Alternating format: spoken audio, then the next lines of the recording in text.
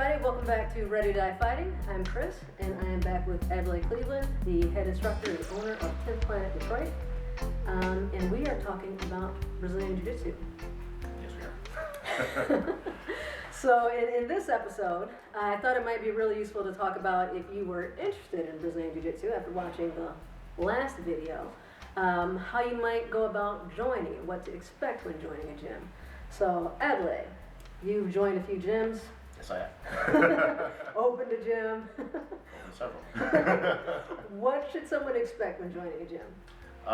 Joining Brazilian Jiu-Jitsu gym specifically, you can expect an experience like you've never had before. If you have never done martial arts, even if you have done martial arts but not Brazilian Jiu-Jitsu, you're joining a community.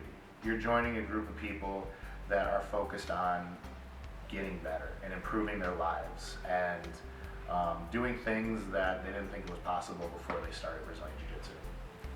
Yeah, that is, I would say, very accurate. What does a typical class look like? Like, I guess, how is it structured? I come in, I'm new. Yeah. What happens? Okay. They just start choking me right away? Hopefully not.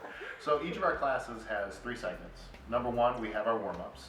Some Brazilian Jiu-Jitsu gyms will do jogging and jumping jacks and push-ups and all that. We do our warm-ups with Jiu-Jitsu techniques. Mm-hmm. So nothing complicated like arm bars or chokes, just moving your body in different ways. So shrimping your hips, doing a hip escape, bridging, doing a hip heist, forward rolls, cartwheels, handstands, things like that, just getting used to moving and controlling your body in new ways. So that's the first segment, is the warm-up. Next, we do the technical portion of the class, which is where you're going to learn the techniques of the day. So step by step, we're going to take you through how to do an armbar, how to do a choke. And typically what we'll do is 2 weeks on one specific position, like mount, side mount, or back, guard, etc. So that's where you're going to actually learn the individual techniques of Jiu-Jitsu. Finally, there's a live portion at the end of class. And this can range anywhere from live drilling with resistance from a specific position. So for example, someone's trying to hold mount while the other person is just trying to get out of mount. Very specific, but with resistance. To full-on live roll, where it's just you and your partner, you're going to start, choke each other, go. And that's the fun part. Yes, exactly. That's the fun part. And so those are the 3 parts of the class: warm-ups, technical portion, and then the live portion. We'll ease you into the live portion when you start out. Yeah, you don't just go into, all right, show up, ready? This person's going to try to choke you. Go. and it is gradual, but it's kind of like how we were talking a little bit in the first video, or the last video, whatever. You get to pressure test it and make sure that it works. You know, it's one thing if somebody says, all right, you grab them this way, and they just stand there and let you do it, but then once you start getting resistance, and then once they are not only resisting, but trying to choke you at the same time, you really get an idea very quickly if you actually know that technique or not. Yes. It's very easy in a martial arts class, I think, to kind of have like this false sense of badassery. I mean, I don't know what I'd call it, but Jiu-Jitsu keeps you humble. Absolutely. But yeah, you ease into it. You mentioned a lot of words there, so guard, half guard, all this stuff. Can you just, I guess, quickly kind of describe like what some of that terminology is for people who don't know? Yeah, not a problem. So those are just terminology for describing the positions you're in on the ground. You have to know where you're at first before you can come up with a strategy or know which technique to use at that time. So on the top, you're trying to secure a strong position, like side mount, where you're chest to chest and your legs are off to the side. Mount, where you're sitting on top of them. Or take their back, where you're behind them and it's easy to strangle them. On the bottom, you're looking to use your legs and put your legs between you and your partner. That's called the guard. A full guard is when you wrap your legs around the person on top of you. Butterfly guard is hooking your feet on the inside of their thighs. Half guard is you have one of their legs but not both. I mean, that's Okay. pretty much it. Yeah, that's all the basic positions. What I really like about this too is, you know, you think of these dominant positions and like, you know, especially before doing this, I thought, oh, you want to be on top and like, you know, to punch. But I've learned now that you can be on the bottom, and I've had people smaller than me and I'm on top of them thinking I'm doing good, and the next thing I know, I'm in big trouble and I can't breathe. And like it's a very interesting, again, it keeps you humble. Honestly, that's where Brazilian Jiu-Jitsu revolutionized martial arts, is they introduced the concept that the person on the bottom isn't losing necessarily. Yeah. As long as you have some form of guard, whether it's full guard, half guard, butterfly guard, rubber guard, like, and there's so many different types and strategies within guard, you can win a fight from the bottom. Yeah. That was a very new concept back in UFC 1, back in 1993. Yeah. It's very empowering, and for derailing again, but that's one of the reasons why I did it and why I personally recommend it for women. I think, you know, a lot of times you have a guy or a person bigger than you, and the first thing they want to do is get you on the ground and get on top of you. And, you know, I used to be, oh man, the fight's over, I'm down on the ground, and that's not the case. You know, I've learned that being on the bottom is sometimes right where you want to be, and that's awesome. It's very empowering. But to get back on track,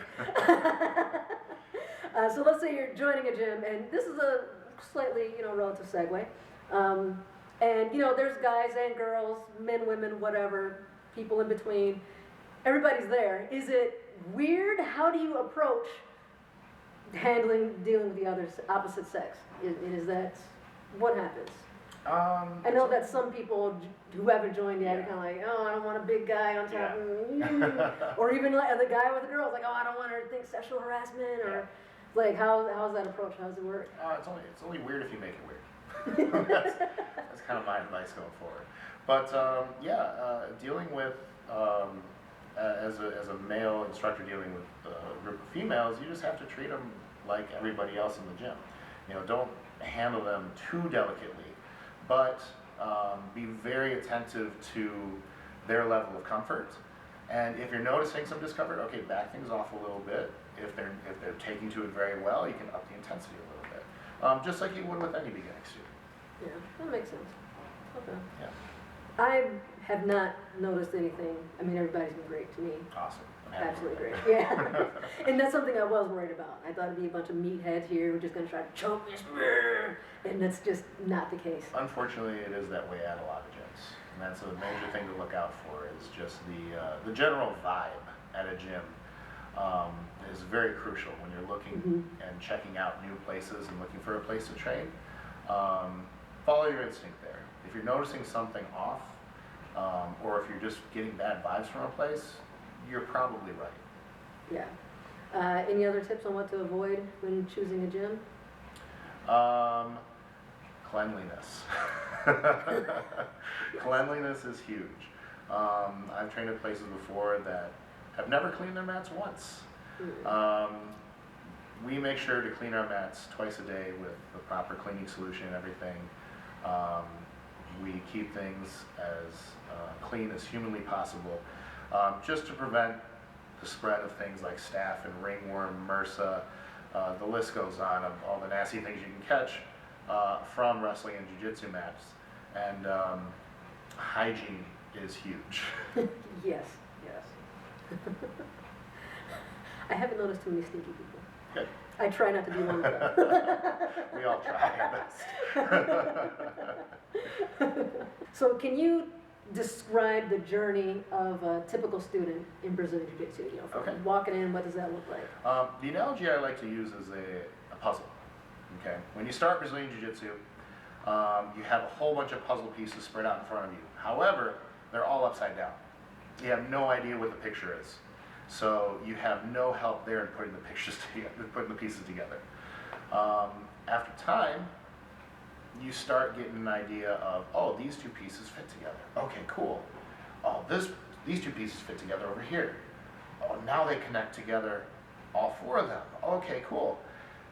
Over time, now you can determine, all right, I have a few puzzle pieces fit together. the more experience you get in jiu-jitsu, the more pieces start to turn over, and you can start to see what that picture is on the other side.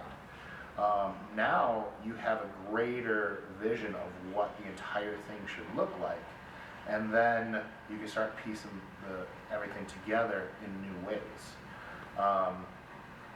Once you start getting close to finishing that puzzle, you realize that nothing is what you thought it was, and you have to start over completely.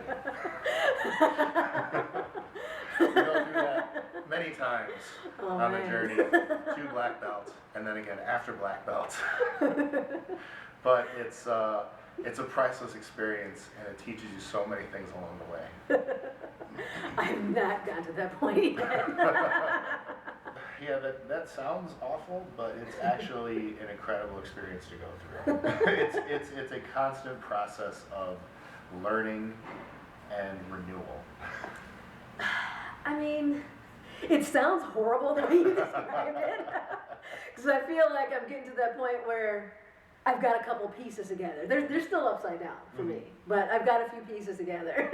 It feels, and I don't even know if I've discovered all the pieces yet, to be honest. I feel like I'm still taking pieces out of the box. I've been in this for, 17 years now, and I still haven't seen all the pieces yet either.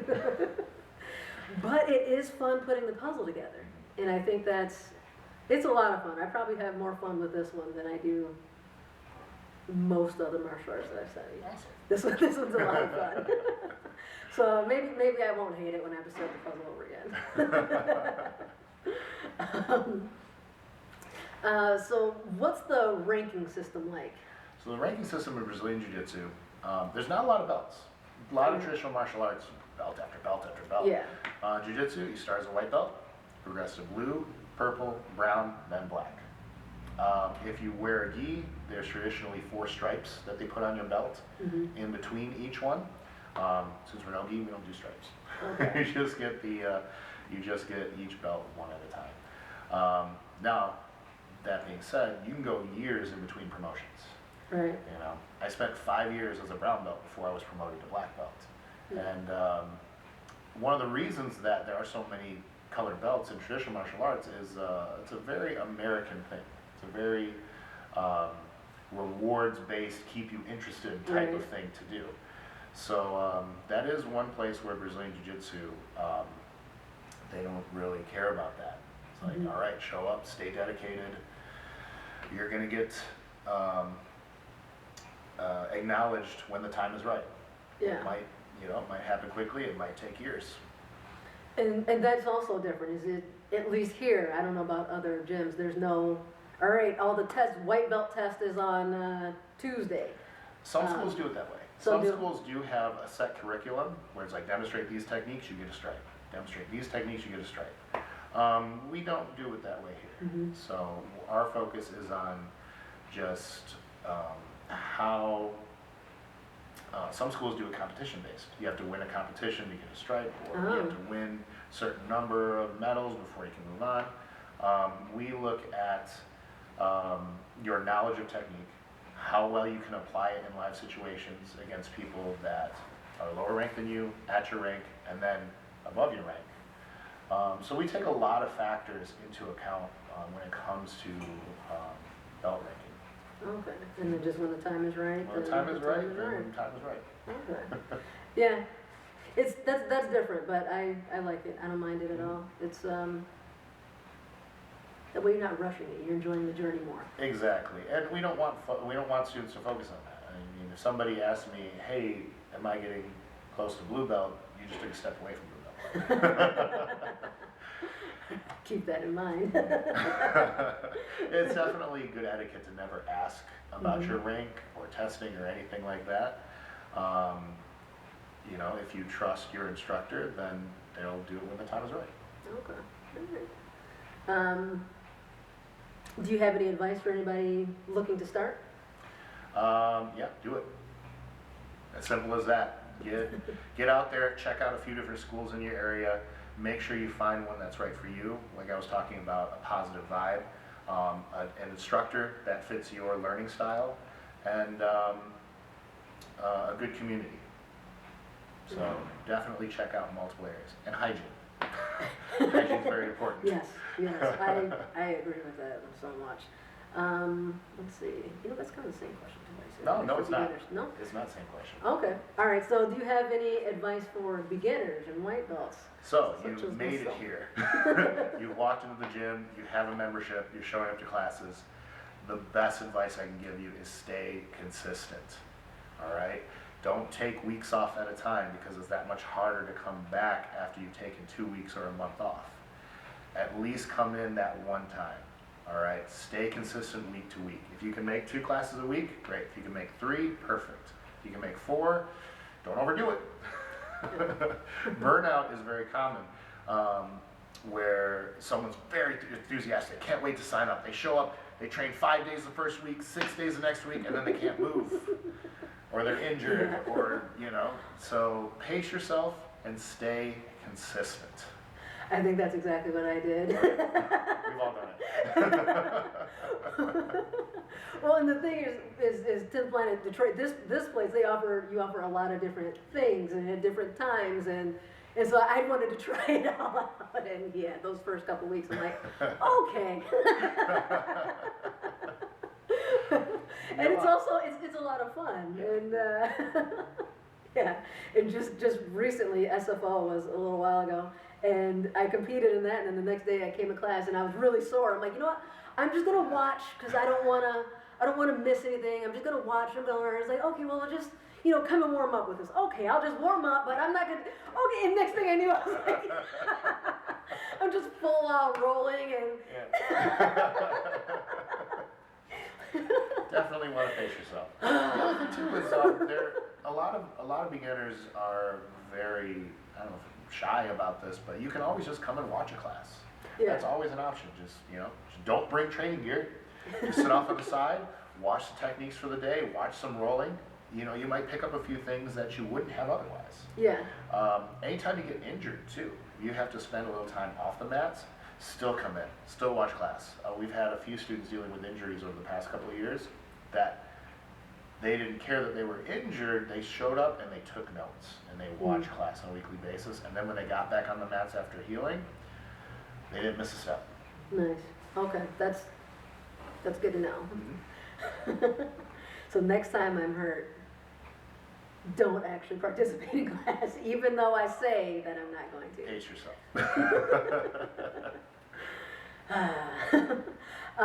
So this is something I'm just getting into. What would you say is the role of competition in the development of a jiu-jitsu student?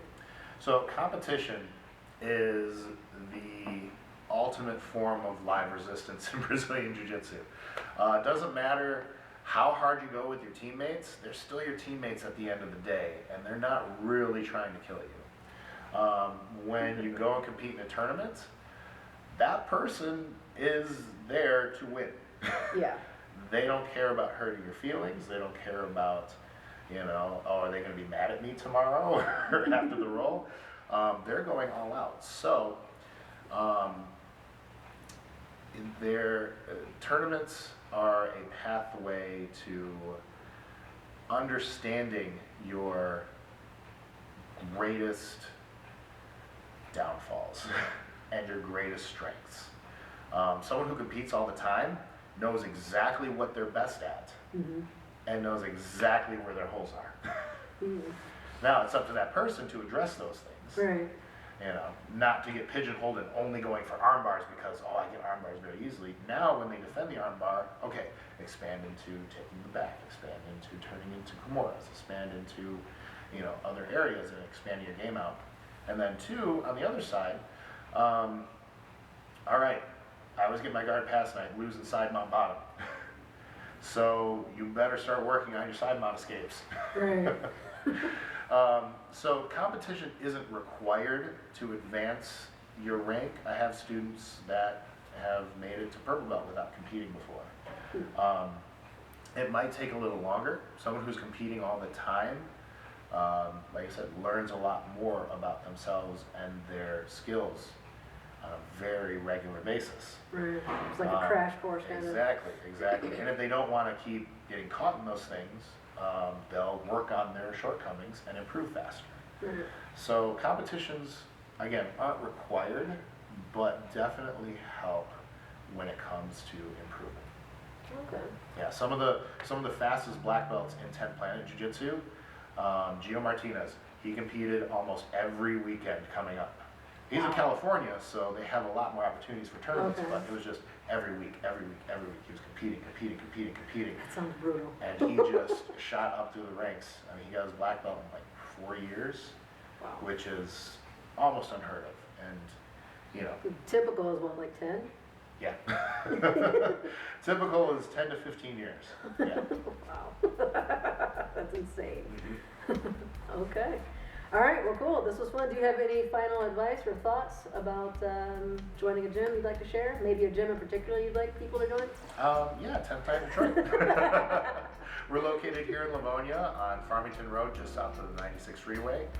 You can find all of our information, including schedules, online at 10thplanetdetroit.com. All right. Thanks a lot, Adlai. This was fun and informative. If you like this sort of stuff, like and subscribe. There's a bell you can hit as well. You get notifications. Down here. Right over here somewhere. Yeah, over there. Sure, we'll put it down there. Cool. All right, I'll catch you guys in the next video.